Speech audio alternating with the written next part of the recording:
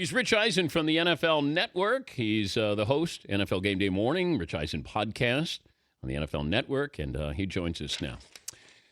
If you could be the best football player, baseball, basketball, golf, any of the major sports, any of these sports, for a 5-year period, you're the best in the world. Which sport would you take? Wow. Best in the world for 5 years. Yep. I'd go golf. Yeah. Okay. I'd go golf.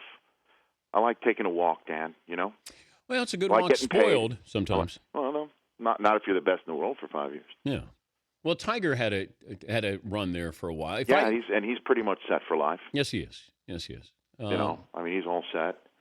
I don't think he's hurting for no, he's cash. hurting. He's hurting though. Oh, yeah. He is. But yeah, that's what would you do, Dan? I would probably go soccer for 5 years if I'm the greatest worldwide. Would you be at Real Madrid? Yeah, I mean, I would be the Would highest it bidder. say En Fuego on the back of But your... I would just go as Fuego. I would just go one name, Fuego. You go Fuego. Yeah, like Kaká. Kaká to Fuego. Go! I like it. All right. See, but you didn't give me. Yeah, that's true. Those guys are set too. They get paid an awful lot of money. Oh, too. they do. An awful lot. Yeah, there's players who are their transfer fees are. Oh, I know. They're off the charts. Are you a fantasy guy as far as football goes? Yeah, sure. Okay. Absolutely. Did you ever do other sports when you were at the mothership? What? Fantasy. Baseball. Yeah, I'm still in a fantasy baseball, Dan. I did golf. I did the NASCAR. golf where you choose one player each week. Yeah. NASCAR? No, I never did that. Yeah, I know. But that's when I knew I was in trouble. I did. I was in recovery. I'm being truthful here. I was making trades when I was on the SportsCenter set. Oh, I've done that. Oh, you did? I've done that. Absolutely. Oh, okay. Oh, yeah, with top line messaging and stuff like that, or within the halls. I mean, you were sending emails and stuff like that? Well, Oberman would be on camera, and I would be trying to pull off a trade to get Stacey Augman and Glenn Rice, Well, Dan, you're a dedicated man to your craft as well as your fantasy sports. But that's when you're off camera and you're able to do something completely different. Yeah. But you have to look alive because KO might, engage you during his highlight. DP. I would do that sometimes. Stewart would be paying attention to something else. Booyah! Or vice versa.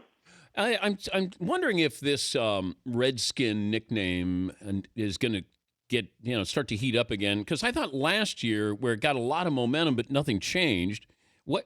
What has to happen this year if there is any change in the? What has to happen if for this name to get changed for people who want it to get changed is there has to be some form of court order that says that it's no longer a protected name. It's just like anything in life, Dan. If you want something to happen, it's got to be most likely adjudicated, and it's Dan Snyder's right to hold on to the name for as long as he can, and if it's no longer protected because it's considered by the courts to be a slur, then suddenly he can't protect his logo and name, and everybody else is putting knockoff jerseys out there, and now that actually hits a bottom line. So just like anything in life, if you want something to get changed, you got to hit someone else's bottom line. And right now that doesn't seem to be happening. Well, the commissioner can't go to Dan Snyder. Dan Snyder has to change the name. The commissioner has stayed away from this. What if Dan Snyder says, look, I'll change this name. I'll make you look better, and I would like to have a Super Bowl down the road. You mean a backroom deal of some sort, Dan? Yes. I'm shocked. I've never heard of such a thing. I don't know what you're talking about. What are you possibly talking about? But it's got nothing. The commissioner can't award a Super Bowl. It's the rest of the membership.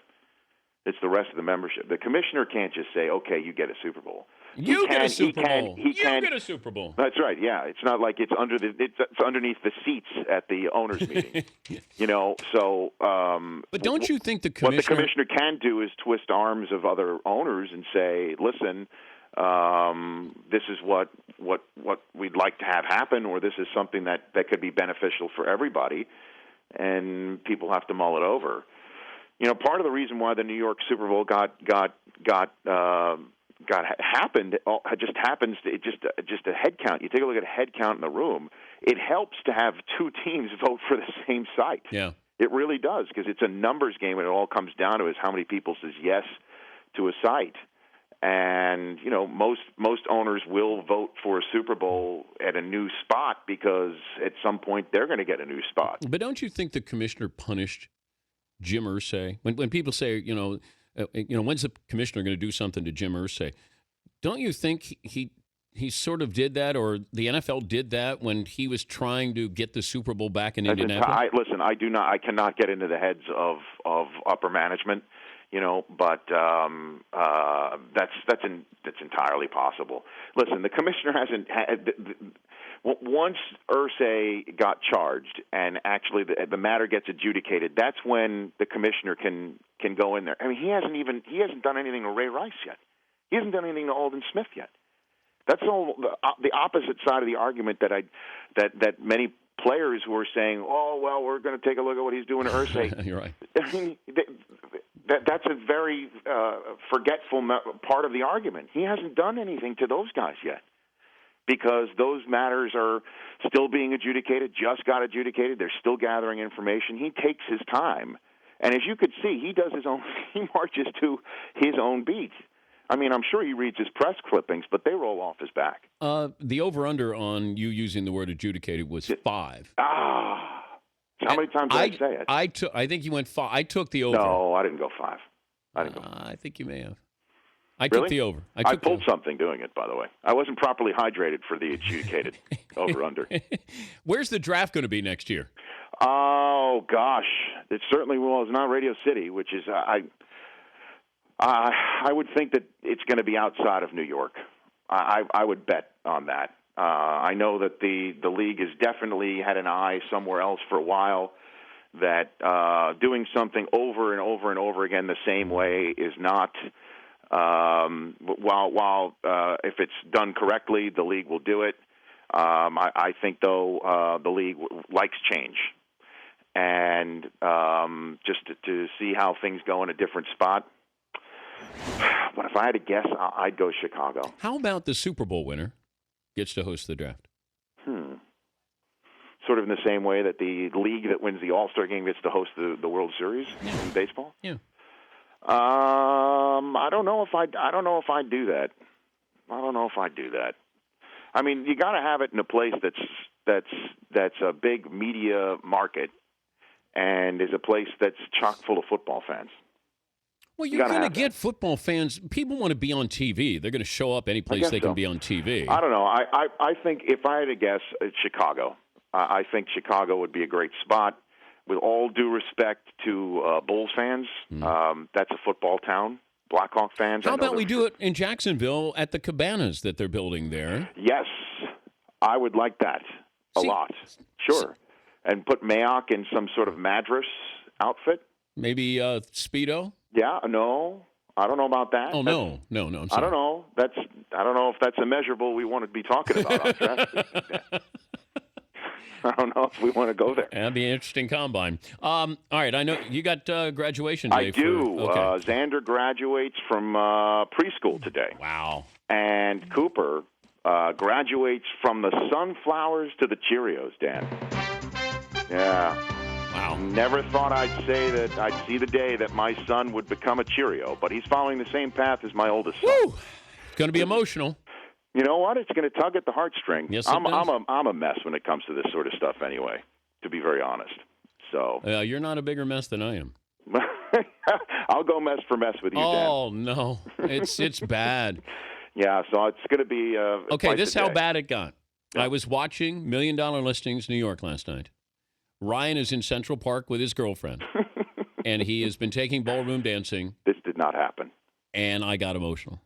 What did you get emotional about? What tugged it? What Just the heartstring got fact tugged? that Ryan was there with his girlfriend, and they were dancing in Central Park. Damn. And he had set this whole thing up, and she was surprised. Was a beverage involved on your end? No, it didn't matter. My wife goes, "Are you crying?" I go, Dude. I don't know, crying. Man, that's true. That's bad. You've got me beat. Yeah. I would not. There are commercials that get me all, misty. Fritzy, when he sends me pictures of women, I get very emotional about that, too. All right, I know you got to go to graduation. All right, DP, okay. thanks. All right, it's Rich Eisen, NFL Network host.